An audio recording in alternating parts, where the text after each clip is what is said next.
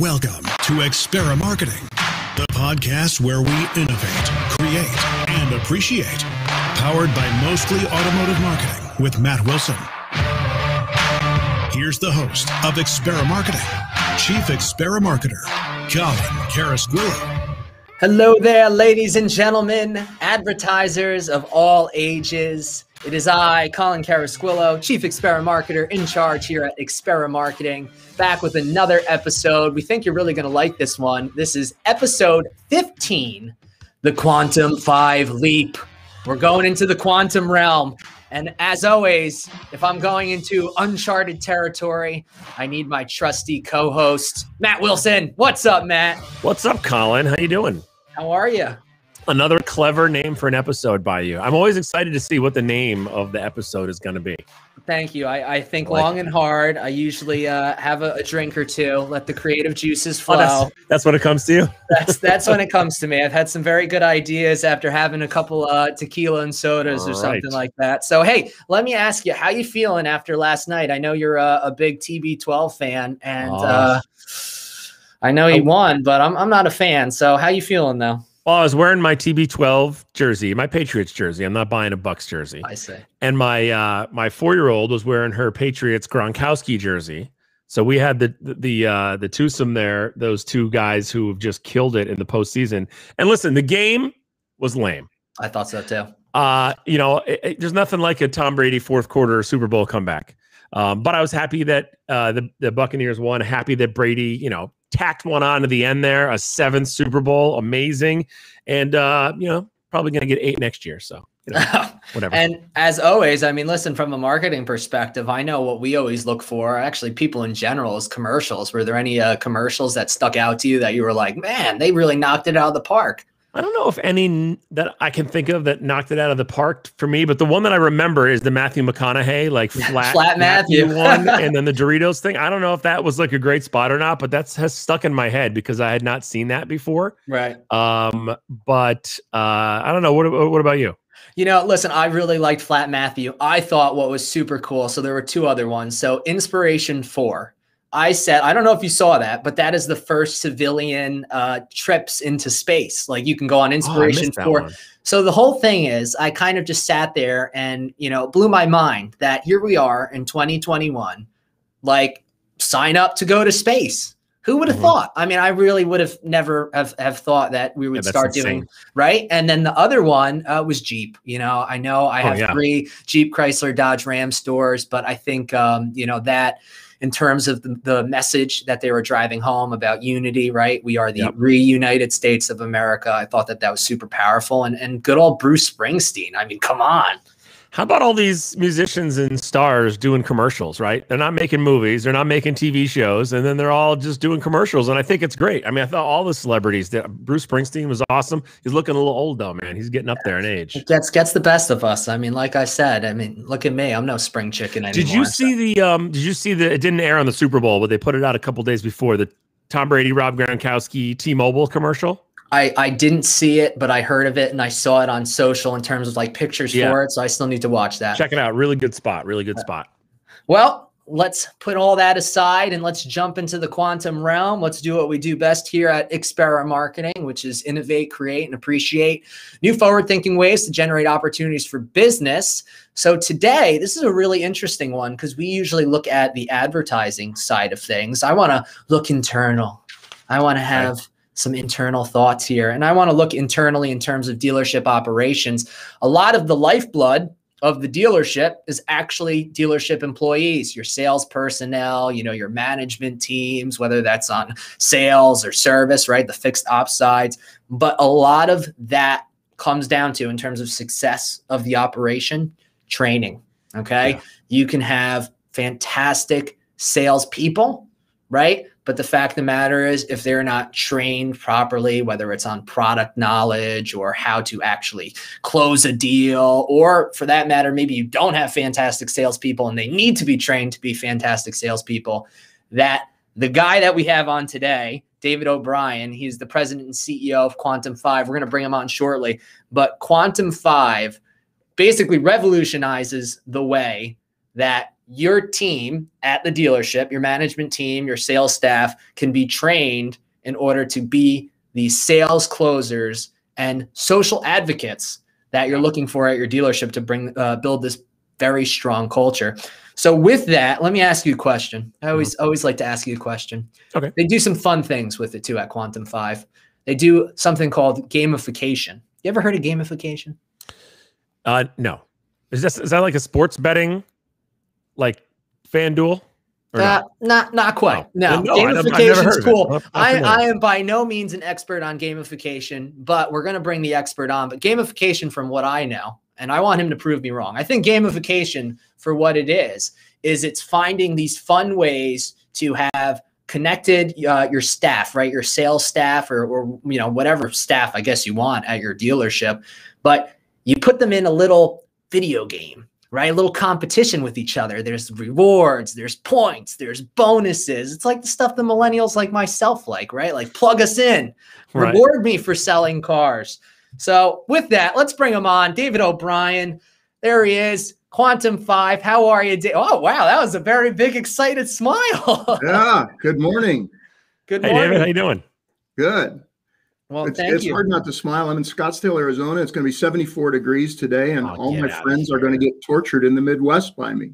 Unbelievable. So with that, yeah, we just dug our way out of 22 inches of snow, and we had Saturday into Sunday another 8 inches. So, well, lucky you, and I'm glad it's so warm. So, so with that, Dave, thank you for being on today. We truly, truly appreciate it, and we love what you're doing over at Quantum5. So for the folks out there, and as we always do on every episode, introduce yourself. Tell us what makes you you. Yeah. So I thought about this because I've seen the great episodes that you guys have done, and thank you. I think really, if you think about who I am, it really started with a history with a dad who was a dealer.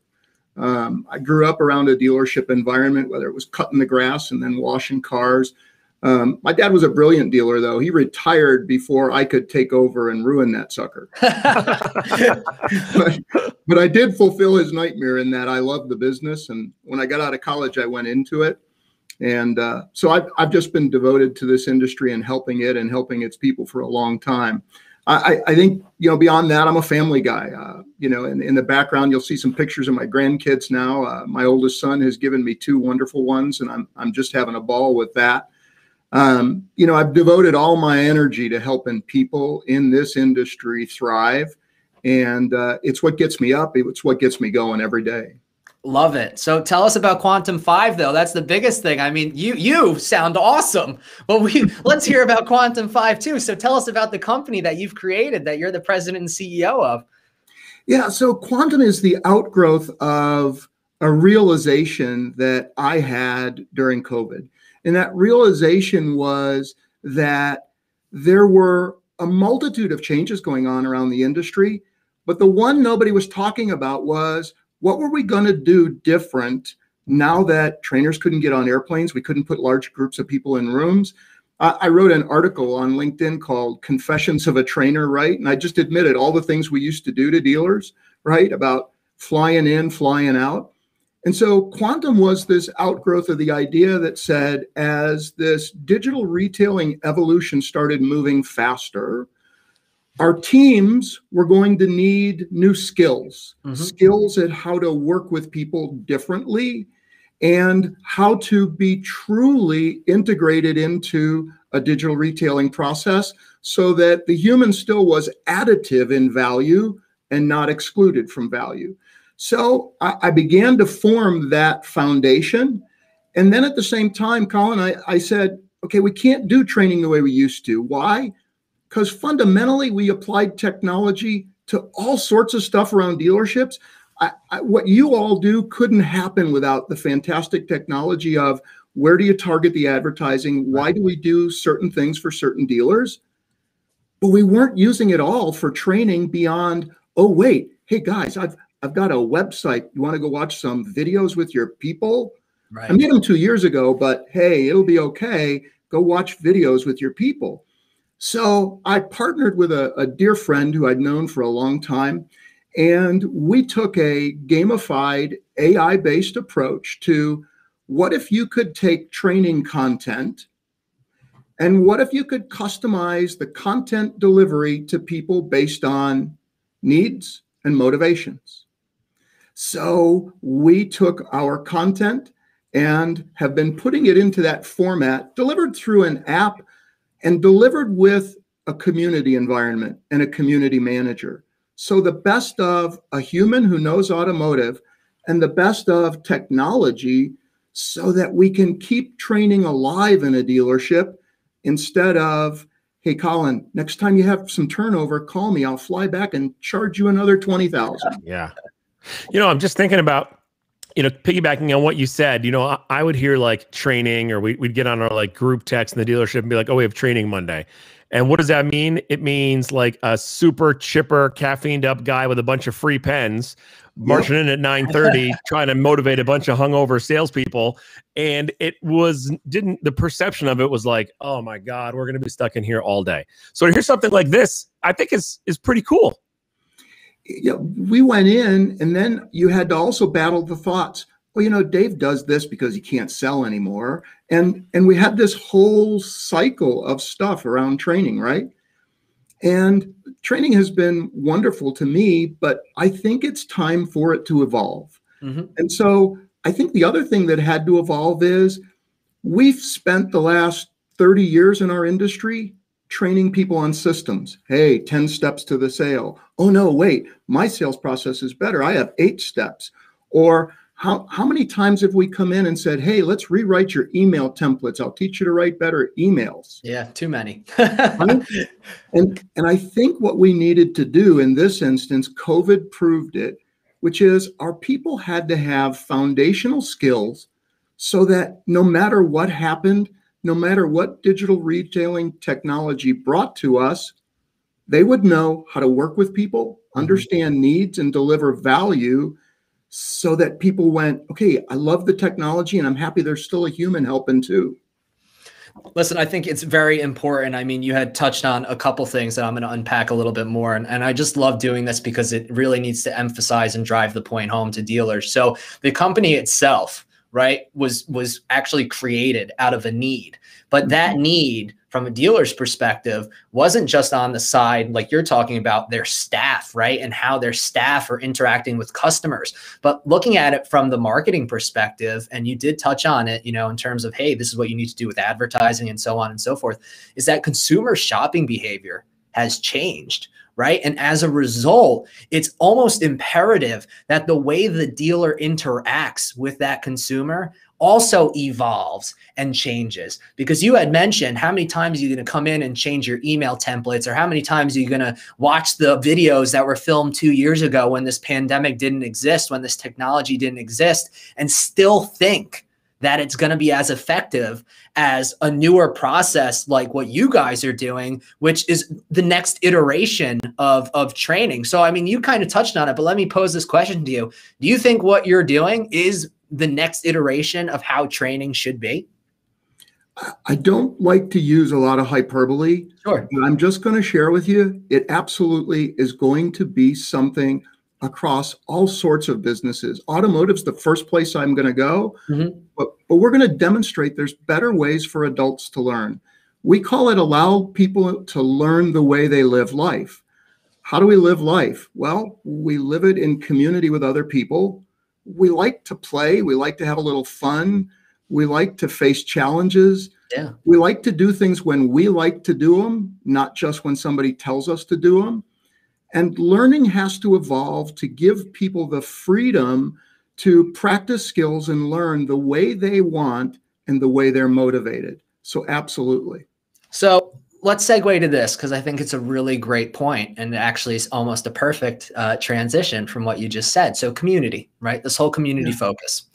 So I looked at the website. I did my homework on you. I did my homework on Quantum, everything that you guys are doing, articles that have been written about you, so on and so forth.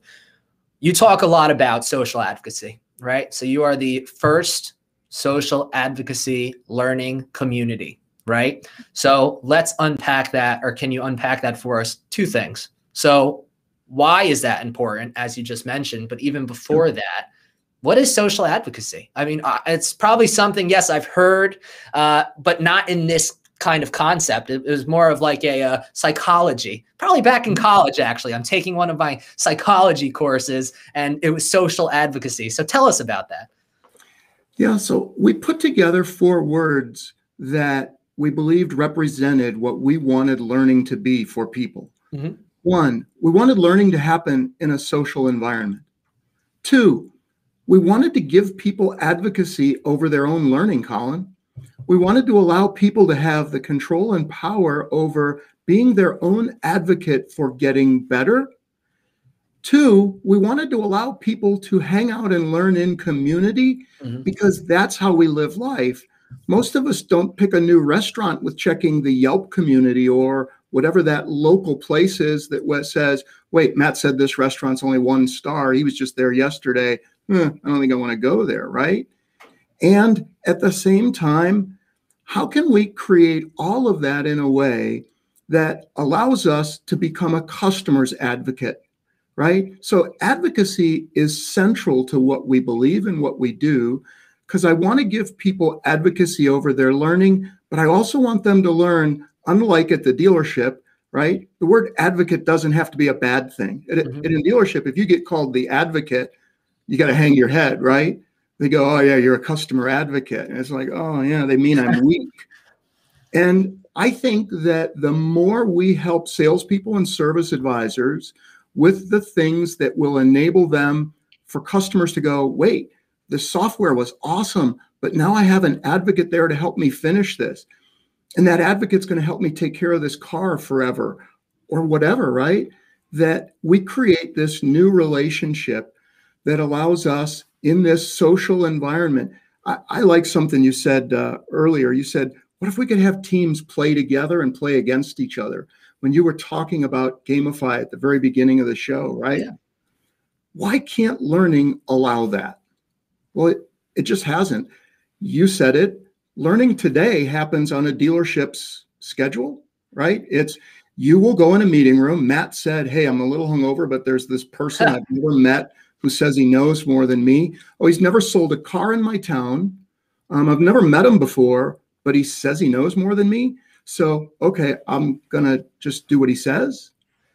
And that's the thing. I think even I was part of the problem, right? I just admit it. And I think we have to provide better ways. And the combination of a community manager who can keep that team learning together and playing together, combined with a technology that serves up the content, right? I think in the end, something you also said earlier is, I think marketing and training should be best friends. Why? Because I think in today's environment, marketing is a hostage to whether the dealer hired the correct people and did he enable them to go do what was supposed to happen. Right.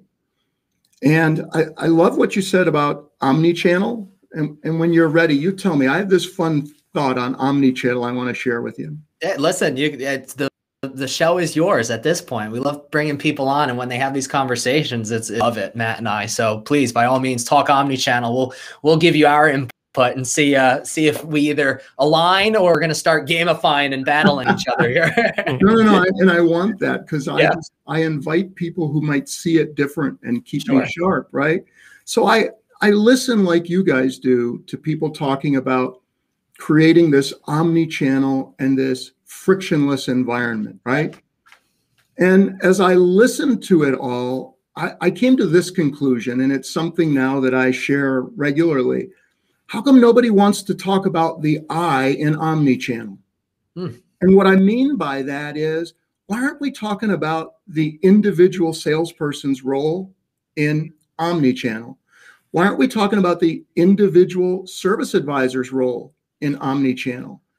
Why aren't we talking about the fact that I also means creating an incredible experience with the individual customer? And so we say, be omni-channel, be frictionless and omni-channel.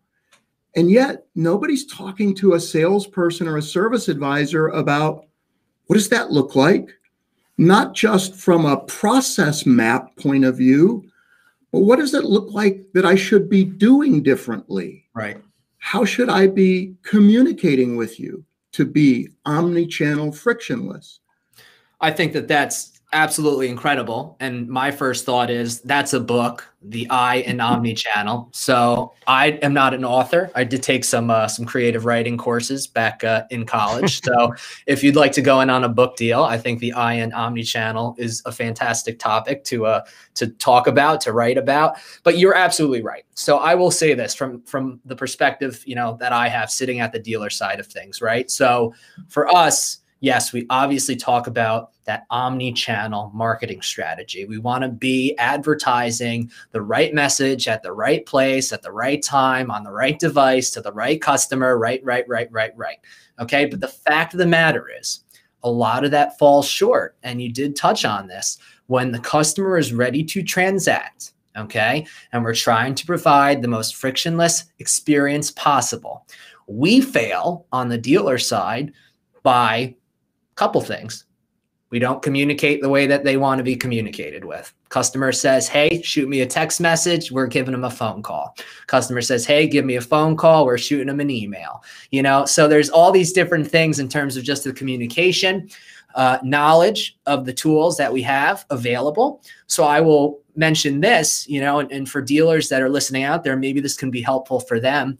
One of the things that I said that I would do for 2021, because it was an opportunity for improvement here at the dealer group, was that I would travel to each of our stores, right? And each store has its own respective general sales manager and sales manager. I, although would love help, am the only digital marketing manager for the group.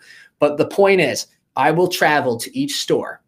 And the idea behind that is you sit down with the management team, you sit down with the sales staff, and you teach them about all of the technology that we're spending our hard-earned money on to make the customer experience as great as possible. But it only becomes as great as possible when the sales staff is aware of it and is leveraging the technology to its fullest potential. So I could not agree with you more. I'm going to say it again. I think The I in Omnichannel is a great book idea. Market, great book idea. But that is my thought. Matt, what would your thought be in terms of, because obviously you had dealer experience before you went to the agency side, but would you agree? It's pretty profound. Yeah. I say so. I think that, and the discussion I've been having with a dealer, a client of mine who's an old friend, is that kind of what you said, is that sometimes it doesn't, like a payment calculator is not digital retailing, right? Right. And sometimes, like starting the process online and then getting to the dealership and then starting over again defeats the purpose. Like the things need to work together. But a lot of that is technology, and a lot of that is also process and how you put it in place. And then from the agency side, like we think of omnichannel in terms of advertising. We think of like exactly right message, and we look at it might just see as everything operating under one silo. How many, instead of doing one thing over here and then doing another thing over here, and those things don't communicate with each other, it's not the most efficient way to spend money. So we look at omnichannel from the agency side as like efficiency of spend and your different tactics working together. But see, so you mentioned something really, really cool in that, right? You said communicate. Okay. Mm-hmm. So in omnichannel, everything communicates in that silo. Yes. The missing piece is on the dealer end, where if the specials that you're advertising or whatever campaigns you're running at that point in time, the technology, as I mentioned before, if you're not communicating with the people internally on your side at your organization, is it really truly omnichannel? So David, I think that that's really profound. That you had brought that up. It does get you thinking a little differently. And I don't think many dealers actually think about that is, okay, yeah, we're doing all this omnichannel advertising, right? New buzzword, omnichannel. But how am I taking that and applying it internally? So that's really great. One more time, The I in Omnichannel. New book. So obviously you had mentioned the goal of your organization, your company. You want to transform the car buying process. And that's because the car buying process in and of itself has transformed, right? But you talk about the idea of taking something that's super, I'm going to say it's cold, right? It's cold. It's transactional. Hey, Joe Schmo came in, buy my car. Thank you, goodbye, right? What happens to Joe Schmo after that? Don't care, doesn't matter. Joe Schmo might come back to my dealership. Joe Schmo might not. But the whole idea with Quantum then is you're taking it from transactional to this relationship building process, or as Matt likes to say, relational. Yes, thank you. So talk more about that and why that's super important in this day and age. So I think what we want to help those salespeople and service advisors do is utilize skills that show people, not just have a poster on the wall that says, we want to create great relationships. I think we have to behave in a relational manner. For example, I think we have to enable salespeople and service advisors, for example, to know, how do I recognize different social styles in people, whether they call me or email me or visit me? And therefore, when I recognize that really analytical customer, how do I start to work with them in ways that makes them go, okay, how come you seem to get me, but the person at the last dealership I called didn't get me and they made this miserable? Mm-hmm. How do I start to enable salespeople and service advisors to go back to asking questions that are more than deal facts questions? We're good at, how much do you owe on your trade? We're really good at, have you checked your credit lately? I don't know that we're as good at, when that customer sees a 2017 F-150 on our website and they call us to see if it's there, I don't know if we remember to go, so I'm going to check on it for you, Colin, but while I'm doing that, I'm so curious, out of all the 2017 F-150s you saw, what did you love about this one? Very good point. And slow down to understand motivation. Slow down to understand, how is this filling needs? When a customer says, I need a third row seat in an SUV, need a third row seat, need a third row seat, do we remember to say, so Matt, I'm just so curious, while I check on those for you, how will you use the third row seat most often? Well, I've got 4 kids and 2 chocolate labs, and I take everybody everywhere. Do I remember to dig there so that when it comes time to building value, that I'm able to connect things? I'm able to go, hey, Matt, let me show you how the dogs are going to be able to get in and out easier without hurting the kids as they get in. And Matt goes, oh. So Quantum wants to help take these skills to a level so that customers will go, you're not behaving like I'm a transaction. We want to take them to a level so that when they're with a service advisor, they go, you're not treating me like, oh, wiper blades. Oh, wait, here's the dirty air filter. Come on, let's put a new one in. That I am their advocate.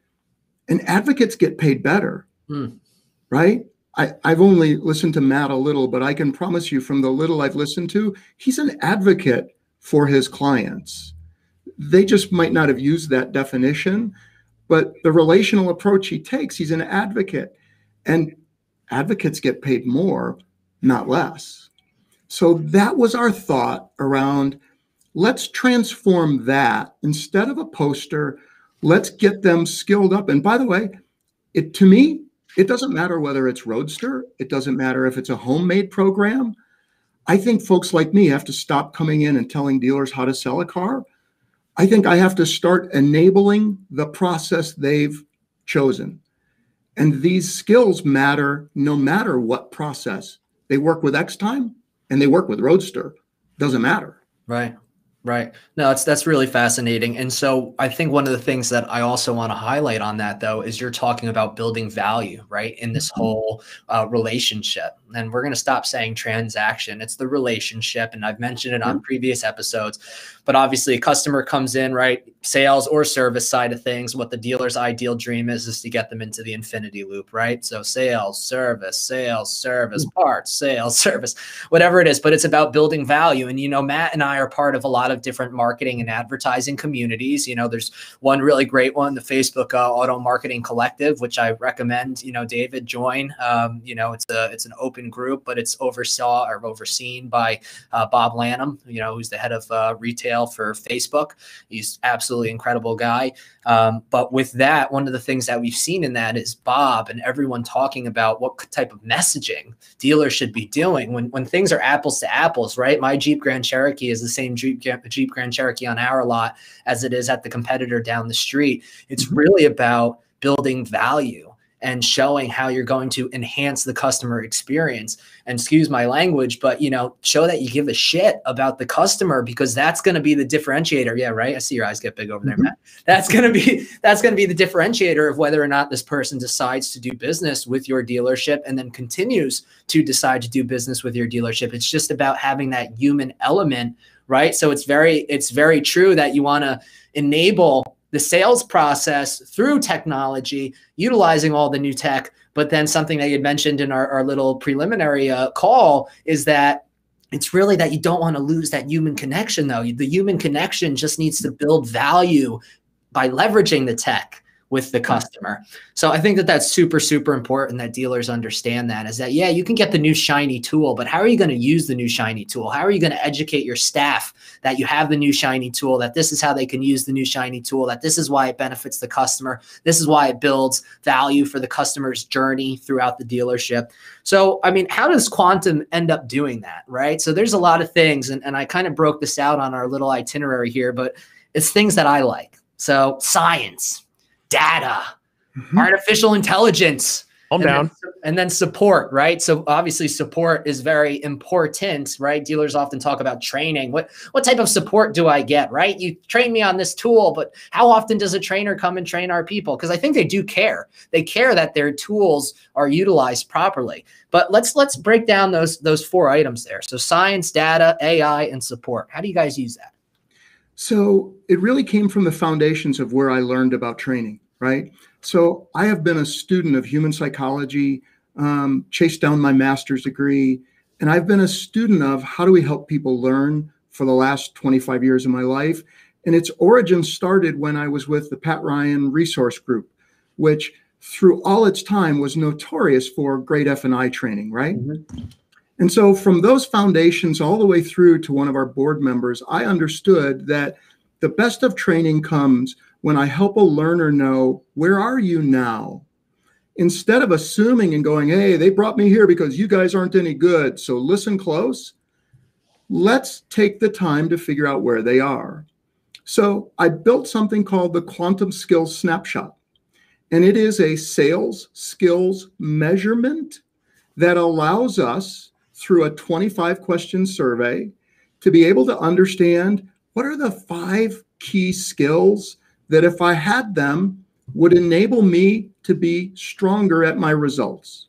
So we built it with one of our board members who is a published author of scientific selling. And through her helping me, we went out and did the validation around it. From there, we said, okay, now what if you took that data and could tailor training? What if training didn't have to be boilerplate? I teach the same thing in every city. Right. What if it was unique to the learners?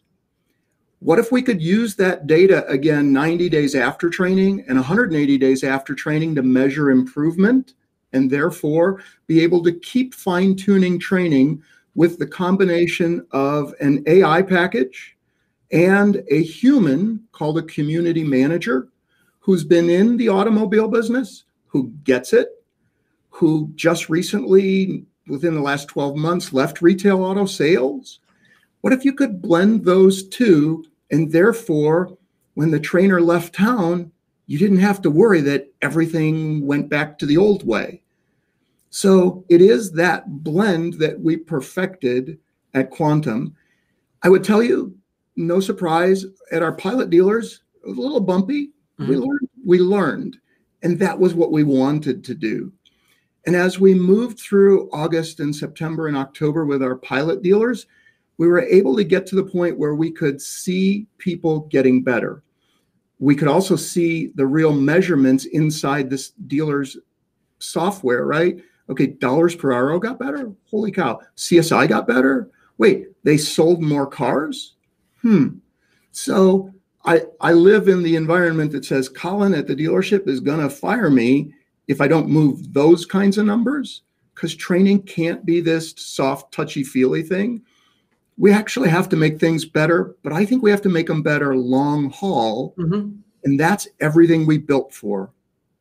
Yeah, it's not just the Band-Aid, right? I mean, I think a lot of what we focus on is just that, hey, what's the Band-Aid fix, right? Put a Band-Aid on it. And that doesn't solve anything long term. You know, whether you have a shift in sales staff, right? I mean, they often say if they're not trained enough or they're not getting enough opportunity, right? The dealership's the revolving door, you know, and same thing with management. All right, you're not hitting your sales numbers. Usually, you know, it's the sales managers are the first people to go. You know, unfortunately, it's one of those things where a GM or dealer principal ends up saying, well, they're not hitting their sales numbers. It's the sales manager. Get rid of that person. But I think a lot of that is just these temporary Band-Aid fixes. So obviously what Quantum's trying to do is not only change the way that people look at the whole customer journey, right, and train them based upon that, but then also do that for the long haul, which I absolutely love. So you talked about the community managers. Obviously, that's a big portion of that. So you got your CM, you got your QSS, which is your sales or skills snapshot. Now let's get down to the fun stuff, right? So we talked about gamification. So how was my definition? I mean, I don't know if we remember back to the beginning of the episode, but definition, it was putting people into contests. It was rewarding them based upon good things. And then if they didn't do good things, I don't think they get pinged. It's not like you end up dying and respawning, but you know, it's one of those things where how was the definition? And then talk to us about gamification, another topic here. So either you stole my notes or read what we were doing really well. Perfect. All right, Colin, nice. We wanted to make it the way people do stuff, right? When you look at the generation that is in our business, they don't look like me, right? They look like you guys.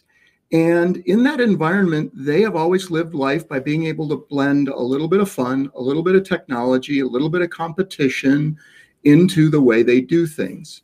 So when we created the Quantum app and converted the content to what we called snackables, we used a lot of different things from Peloton to Duolingo to all sorts of different environments where learning allowed fun to happen. And so the Quantum then app is led by the community manager who may say, okay, Colin, Matt, Sally, and Joe, you're on a team this month, and Dave, Brendan, Ken, and Mary are on a different team.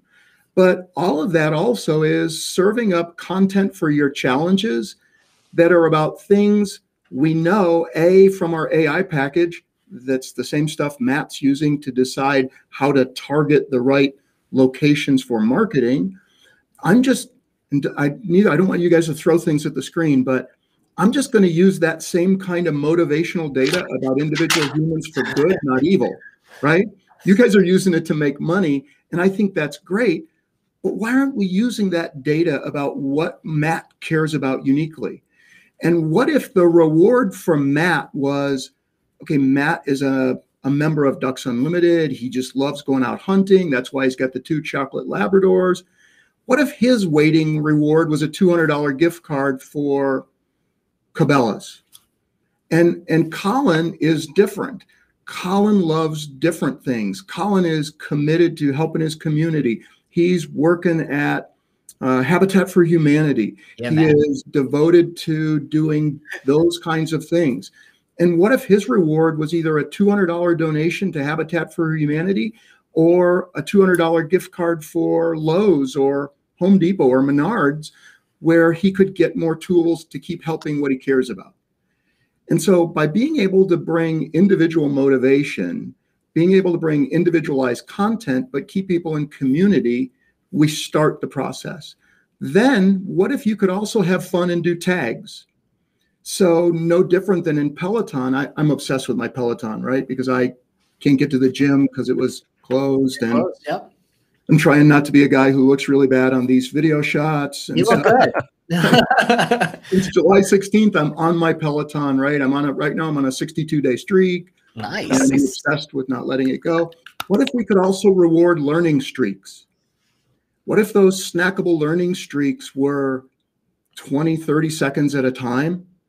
What if you could do 4 or 5 of those a day and accumulate points? What if there was also a way for you to tag yourself that says top Toyota? What if there was a way to say Mercedes sales lovers? What if there was a way to say advisors who love NASCAR? And what if we could have other groups? You guys won't be surprised when I tell dealers this, the first thing they do is they go, "You're going to let my people talk to people at other dealerships?" I go, "Yep." And they go, "Are you going to let the managers talk to people at other dealerships too?" And I go, "Uh-huh." And they go, "Well, I don't know if I like that, Dave." And I go, "I don't know how to tell you this, but they are already. Go look on Facebook. There's wonderful sales groups. There's a manager group that's got 7,000 members, right? So they're talking to other people already. Let's not be scared. Maybe the person at a Lexus dealership in South Florida has an important idea to share that benefits the Lexus salesperson in Boston. And why wouldn't we let them talk and do a little competing if they wanted with each other?" So that, along with a community manager facilitating. So if we haven't seen Matt in the app in a week, guess what we're doing? We're taking his Cabela's gift card away. Come on. We're sending Matt a message, right? Oh, you got a message, And Matt. when we say advocacy, we also are going to sometimes aggravate our dealer partners because they've already said, "I need to know who's in there, how many times a day, how many times a week. I got to make sure they're getting their money's worth." And we're not going to share the data. I think that that's really, really cool. So, I mean, ultimately, we could talk about this for a lot of episodes. I will tell you that. And I could see your passion. No, and I think it's great. I think, honestly, I will go out on a limb. I will say that I'm not a fortune teller. I will preface it with that. But I think that this is definitely the next iteration or best way to do training. I truly do. I think gamification, I think what you guys are doing, with the science and data-backed approach, utilizing the artificial intelligence to basically say, hey, this is what this person's opportunity for improvement are at the dealership, the support that you guys offer. I will say this. I mean, we're at a point now in our dealership where we keep expanding, and one of the things that we are absolutely looking at is that training. We need training. We know we need training. So I personally am going to recommend this to our general manager.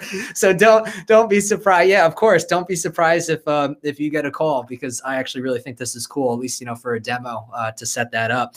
But before we let you go, David, obviously a wealth of information. Really love this. Matt, if you can, just in real time, quantum5.ai. That's the website. Can you plug that down there for us? So I'm typing as fast as I can. Thank you. Thank you. So David, we really appreciate you being on. You have any final thoughts in terms of that future, kind of forward-looking statement, right? We always usually like to ask our guests, and hey, we know you're going out there. We appreciate your opinion, your insight, your input. When we're looking at training, right? What does the future of training look like? Is this the future of training? Do you think it gets even crazier from here? What do you think? It becomes more measurable, more tailored to the individual, more measurable from an ROI perspective as well. And it becomes more cost-effective and affordable than it ever has been, so that dealers, who I say deserve better, dealers can actually know that I can keep investing in people, and it didn't have to cost the crazy money that it did for people like me to get on airplanes every other month. Absolutely love it. So I think those are some snackables. That's a little snackable elevator pitch, which I absolutely love. So with that, everyone, David O'Brien, President, CEO, Quantum5 AI. It's quantum5.ai. That's the website. I think it's incredible what you're doing for the training game. Awesome that this kind of was developed out of necessity, and it's becoming what it is. And we wish you much success and expect a call from me pretty soon. So thank you very much, Dave. We really appreciate you being on. We hope to have you on Experimarketing once again, and hopefully we'll be talking about how you took over the training world. All right. Thank you, gentlemen. I so appreciate you. Thanks, Dave. Absolutely. Thanks. It was a lot of fun. Matt, man, I mean, I'm just telling you, you could see Dave's passion, but it amps me up too when we hear all these things. And it's kind of like, you heard it here first, or you saw it here first. I mean, what do you think on the whole thing? You think that I think it's the future of training. I think you need to Experimarket with it. Yeah, Of course. I really do. I think that's a really great suggestion. I do think that there's tremendous value in this. I think the gamification aspect of it is kind of what's going to drive salespeople to be super engaged. I love the whole idea about, setting up teams, right? We know that there's a lot of camaraderie within dealerships and within the dealer community. And as David mentioned, managers are already talking to other managers and salespeople are already talking to other salespeople at other dealerships. So I think that actually brings the community closer and it allows people to rally around what everyone's doing, but it also allows you to bring a little more structure cost effectively at the dealership. So with that, once again, can you put it up there? Quantum5.ai is the website. That was David O'Brien. I think it's time for us to say thank you to our sponsors here, Dealer Marketing Magazine. It's dealermarketing.com, but it is a tremendous outlet for you, the dealer, advertiser, whoever you may be, to go and learn about advertising on the automotive side of things, whether it's sales, service, parts, etc. There's a curated expert panel who my friend Matt Wilson there is an expert. Yes, he'll talk your ear off about everything advertising, but dealermarketing.com. Also, All In Marketplace. We hear about influencer marketing quite often. All In Marketplace is a place for you, your dealer, to go connect with content creators. You can find them. You can buy them in group buys, but go check out the influencer All In Marketplace. And I think Jim McCarthy Voiceovers, we owe him a shout out, but Jim McCarthy Voiceovers did my awesome intro for Experimarketing. And now you can play us out, Matt Wilson. Thank you very much, everyone, for tuning in to another episode of Experimarketing. That was episode 15, the Quantum 5 Leap. We'll see you next time.